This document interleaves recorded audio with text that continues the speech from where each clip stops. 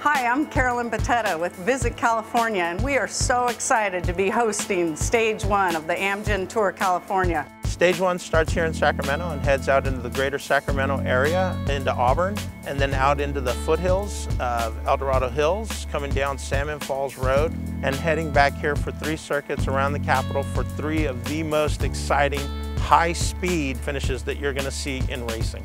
Sacramento has always been a terrific crowd. Listen to the people, Paul. They're welcoming this race back home. Personally, I think one of the cooler things is going to be the invitational circuit race for the women.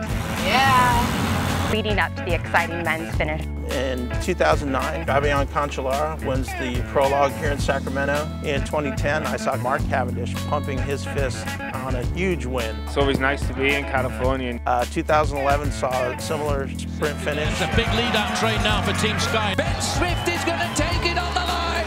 Well, that's how you do it. What better finish can you have than finishing in front of the Capitol? My name is Erin Gurrell, and we are here in the beautiful Folsom, California, Stage 2 time trial. The course itself is challenging. It's going to definitely require some hard efforts. This one is not too long, but not short, and not a lot of climbs, but not flat. Time trial is unique in that you can sit around for the whole day and just watch individual riders go by, cheer on your favorites. I'm going to watch it at the crossing. It's definitely going to be one of the challenging parts of the time trial for sure. Just like last year, the Amgen Tour of California is going to host an invitational time trial for women to come out and I throw down. The time trial is just, it's the war of attrition in my opinion. I mean, that is where you can make or break where you're at in the tour. So after wrapping up the time trial in Folsom, we're going to take it on down to San Jose. We're the only city to host the tour for all 9 years, every year consecutively since 2006. We have one of the nation's largest urban trail networks, and we just launched the bike share program this year. We're going to have roughly over 100 miles that day, going up Hamilton, descending the backside, which can be a little hairy, and then coming up right here, Mount Diablo. We are going to the highest mountain of the week here. It is the 11-mile climb up Mount Diablo. As soon as you hit the junction of Mount Diablo State Park, it's game on. The GC riders are really going to want to go for it today because it's one of 2 opportunities to get time on their rivals. Mount Diablo is an awesome, awesome place to come ride. You know, it doesn't feel so bad. You're riding along, you can hang. It's getting worse, and then you finally hit that summit, and it's just all out, everything you've got. Last year, there were thousands of people on this road, so I think that the fans are just going to go wild, and it's going to be super exciting. Here's an acceleration coming from Koenig. And they're seeing this youngster come up as a great battle on the mountain comes to an end. After the finish here on Stage 3 on Mount Diablo State Park, you're going to see the riders go from Monterey to Cambria on the Pacific Coast Highway. My name's Ben Jacques Maines of the Jameis Haggins Berman, presented by Sutter Home Cycling Team. The Central Coast area is well known to me. I train on these roads in Monterey County daily. I ride through here all the time. This is one of the most spectacular places to ride. You got the ocean right here, plenty of little hills, varied terrain, great roads to ride on, and I can't wait to race on them. Bikers will be starting in Monterey, California and migrating down our spectacular, rugged, scenic coast all the way to Cambria. One of the best places to camp out and watch Stage 4 would be somewhere in Big Sur near the Bixby Bridge. It's one of the most iconic California spots. It's a deceiving course, much more challenging than it appears on the map, featuring over 3,500 feet of elevation gain down a winding course and provide the chance for breakaways to escape along the coast where they'll be hidden from the view of the main field.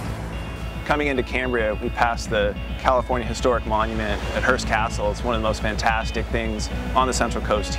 Yeah, it's definitely going to be a high-action finish here with the route going right through town. Look for riders like Peter Sagan or Mark Cavendish to target this one. Welcome to Pismo Beach. I am Shelley Higginbotham, the mayor of Pismo Beach, and very proud to be hosting the 5th stage of the Amgen Tour. Well, the Central Coast really is about healthy living. People here like to be outside, they like to exercise, and they like to be a part of it. The Amgen Tour fits right into that. Stage 5 will leave downtown Pismo Beach, then go towards Arroyo Grande, then head south to Santa Ynez on Highway 154. As the route comes out of the Santa Maria Valley into the Santa Ynez Valley, it starts entering an area with a lot of ranch land, a lot of great wineries and vineyards are in this area. Stage 5 presents both outstanding viewing opportunities, but also some exciting racing. The climb up San Marcos Pass could separate the field and provide a chance for a breakaway to stay on the way to the finish, or for an exciting sprint finish along the coast. There'll be a very fast descent into Santa Barbara. They'll be hitting speeds of over 50 miles an hour coming down that descent. And by the time they get to Cliff Drive and Shoreline, they're going to be coming in at a really fast pace into the finish here along Cabrillo Boulevard. There's only one place to watch this race, and that's at the finish line. When those riders come through, I mean, you feel the wind, you feel the speed, and there's really nothing quite like it. After the sprint stage in Santa Barbara, the GC riders will be going head-to-head on a mountain stage. So what's unique about this year is that we're starting 2 stages from Santa Clarita. Stage 6 of the Tour of California starts in Santa Clarita, traverses across the desert near Palmdale, California, up Big Pines Road to the finish here at Mountain High. They're going to be facing possibly some very high, strong winds coming across the valley. They're all looking for a little bit of shelter from the wind, but there isn't any. If the group is still together, we'll face a 10-mile section on Big Pines Road that averages about 4 or 5%. That will probably weed out a select group. This is a battle now of the men with one ambition. The last 2 kilometers here up Mountain High averages 8%. After a long climb up Big Pines Road, that's definitely enough to break it up into 1 or 2 riders. Probably be here at the Table Mountain Road watching the final climb. It's a perfect road to have fans come up. There's a good shoulder and easy access, so I'm hoping for a wall of noise here. Stage 7 will be a really interesting one this year because it's going to start in Santa Clarita and go out into the desert and then into the mountains and come back down Angeles Crest Highway into Pasadena, where they're going to have a circuit. A lot of long climbing as the riders go up Big Tahunga Canyon. This is a local favorite spot for a lot of cyclists. We will also be bringing you the circuit races that we brought in Sacramento. And spectators, my gosh, it's a spring day, it's a Saturday in LA.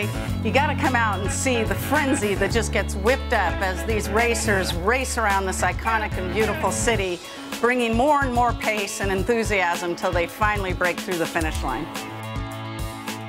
It's very significant that the final stage of the Tour of California ends here in Thousand Oaks, the home of Amgen, the title sponsor for the last 9 years of the Tour of California. I'm Gideon Kleinman. I'm the head of marketing for 10 Speed Coffee and Peddler's Fork. We're really excited for the 2014 Tour of California, and this year, you know, it's coming to our backyard. So as cyclists and sponsors of the race, we couldn't be any happier. Even though the stage is relatively short, will be a very difficult course and can have a large impact on the overall race lead. That stage is going to be ridiculous. Even if GC is locked down, it'll still be hard because you got a lot of teams that will still be fighting for any sort of win, any sort of jump into the limelight. It's been done once before for all the local riders. The Rock Store is an iconic climb. It's the 3rd descent for the riders today. They've got one more time. It could be a scene from the Tour de France, this ball, with all the guys running alongside. The riders are going their slowest there, and you can really see the pain and suffering on their faces as they try to outdo each other. The descent down Westlake Boulevard, it's certainly technical, and you have to remember it going into the finale there. Rockstore's fine once, it's fine twice, but to hit it time after time after time, straight into that descent, that'll make for a very action-packed final day. Congratulations, gentlemen. Great week of racing. It was truly an incredible show.